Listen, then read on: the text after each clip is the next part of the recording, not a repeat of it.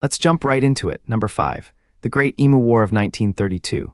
Picture this: you're a decorated World War I veteran, armed with Lewis machine guns, and your enemy is a 6-foot-tall flightless bird with an attitude problem. Welcome to Australia's most embarrassing military campaign. After the Great Depression hit, wheat farmers in Western Australia were getting absolutely destroyed by massive flocks of emus eating their crops. We're talking about 20,000 of these oversized chickens marching across farmland like a feathered army. The government decided this called for military intervention. They sent Major Meredith and 2 soldiers with machine guns to wage war against birds.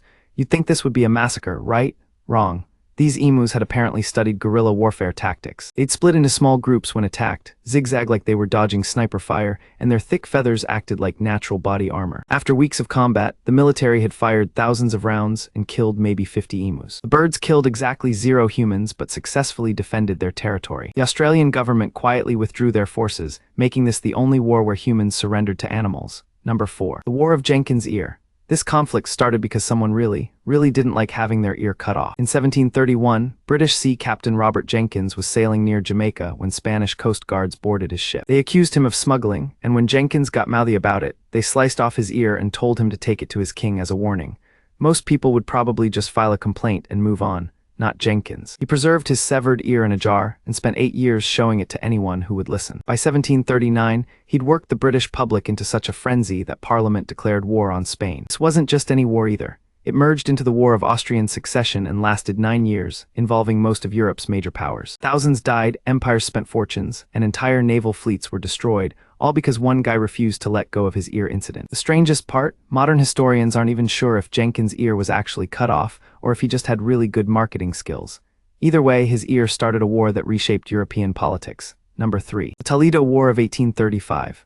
Ohio and Michigan almost tore each other apart over a city that neither state actually wanted. When Ohio was preparing for statehood, there was confusion about where exactly their northern border should be. Both Ohio and the Michigan Territory claimed the city of Toledo and a 468-square-mile strip of land called the Toledo Strip. This wasn't about pride or principle. Toledo was a major port city on Lake Erie, and whoever controlled it would control massive shipping revenues. Think of it like 2 neighbors fighting over a property line, except the property happened to be worth millions in today's money. President Andrew Jackson had a problem. Ohio had electoral votes he needed for re-election. Michigan was just a territory with no political power, so Jackson basically told Michigan to shut up and accept defeat. Michigan's governor, Stevens Mason, was only 23 years old and absolutely furious. He called up the state militia and prepared for war.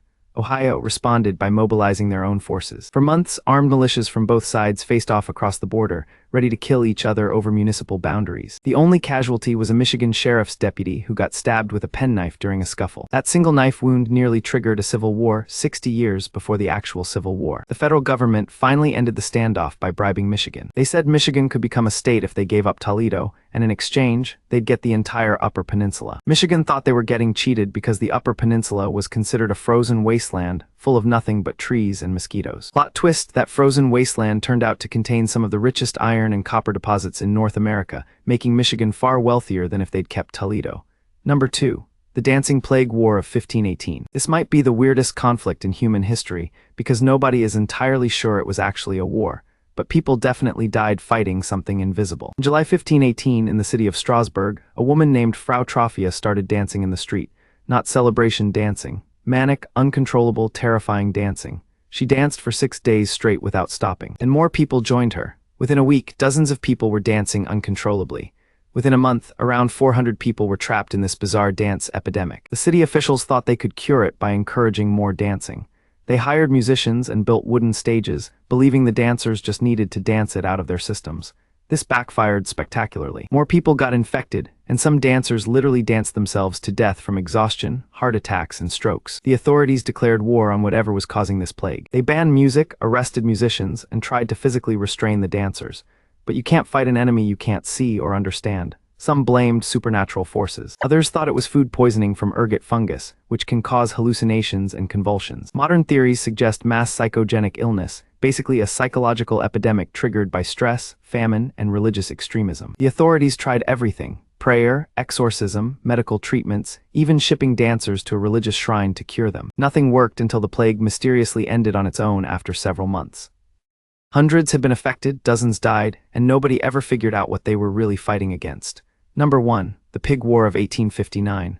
The United States and Britain almost went to war because an American farmer shot a pig that was eating his potatoes. After the Oregon Treaty of 1846, the border between American and British territory was supposed to run through the channel between Vancouver Island and the mainland. Problem was there were several channels, and nobody specified which one. This left the San Juan Islands in legal limbo, with both American settlers and British authorities claiming jurisdiction. On June 15, 1859, American farmer Lyman Cutler found a large black pig rooting through his potato garden. The pig belonged to Charles Griffin, an employee of the British Hudson's Bay Company. Cutler had complained about this pig before, but Griffin basically told him to deal with it.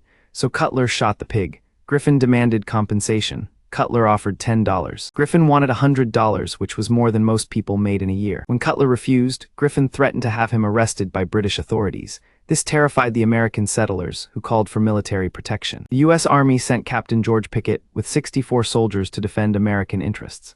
Britain responded by sending 3 warships with over 2,000 sailors and Marines. Both sides kept escalating. More American troops arrived. More British warships appeared in the harbor.